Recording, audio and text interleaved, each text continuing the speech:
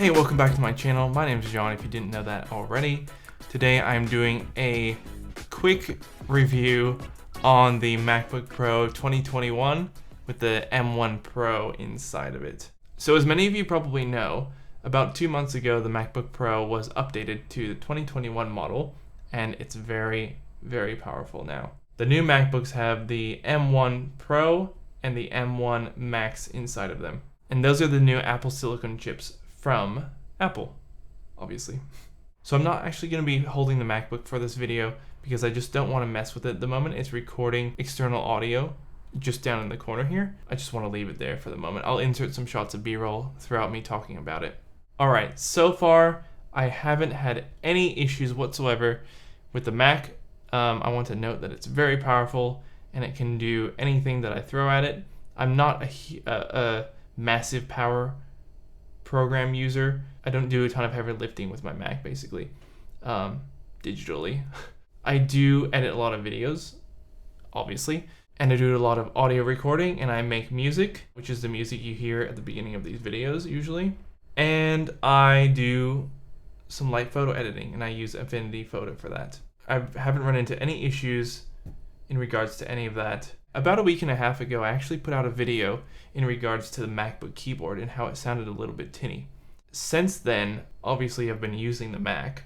I think I may have gotten used to it, or I just don't notice it anymore, or it's kind of worn in and it just doesn't sound tinny anymore.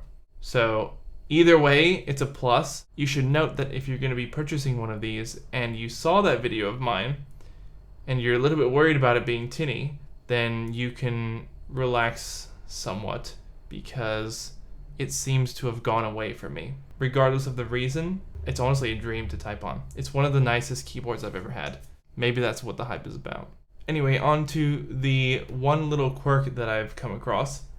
So everything's fine. Everything works as expected. The only thing that I've noticed, which has seemed to have happened since I've purchased it, is the display lid hinge seems to get tighter over time, and in a weird way. So it's still smooth to operate and move around, but if you leave it in a position for long enough, it may stick a little bit.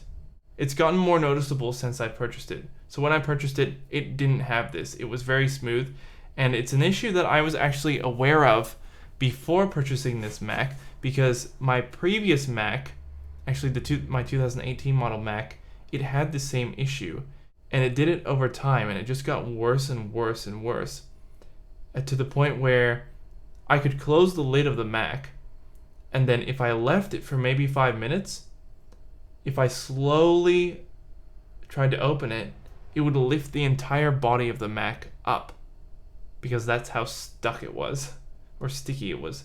And then if I would move it around, sometimes leaving it there, it would make a terrible, terrible cracking sound because of the sticking that was happening wherever it was positioned, basically.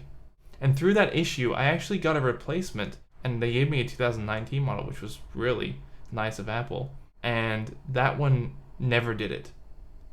So I don't know what's going on with this. There's not a lot of people that actually talk about this issue, so I'm talking about it now to bring it up. And yeah, it's starting to happen on this. So what I'm actually gonna do, and it's not nearly as bad as I've had it before, what I'm going to try and do is, which may probably be considered kind of stupid, is to put a little bit of WD-40 in the hinges when it gets worse, because I don't want to go through a whole process of having to get it assessed and repaired, and Apple being like, you know, there's nothing wrong with this, we're not going to do anything, or we're just going to change the lid out anyway because you brought it to us, we can't find the issue, but you say it's there, so, and then they change it and it just has the same issue. I never tried WD-40 before on my previous laptop that had the issue, so I'm going to try it on this one just a tiny bit, just to see if I can smooth it out a little bit, or re-smooth it out, because it was smooth before before I had been opening and closing this. So it's almost like the hinge tightens itself as you use it. Kind of a strange thing. I don't know what's really going on there. Maybe the design is slightly flawed, who knows?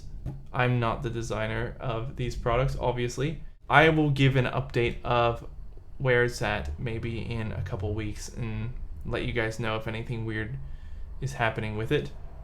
Otherwise, that is it for the video. There's nothing else wrong with the MacBook except that one thing. It's just a little quirk. Like, it won't bother 95% of the people. But those 5% of people who are like me, who can just notice things like this, they'll be a little bit bothered, especially if you had this issue before, which I have, and at a much worse level. It just worries me a little bit that it'll get to that level.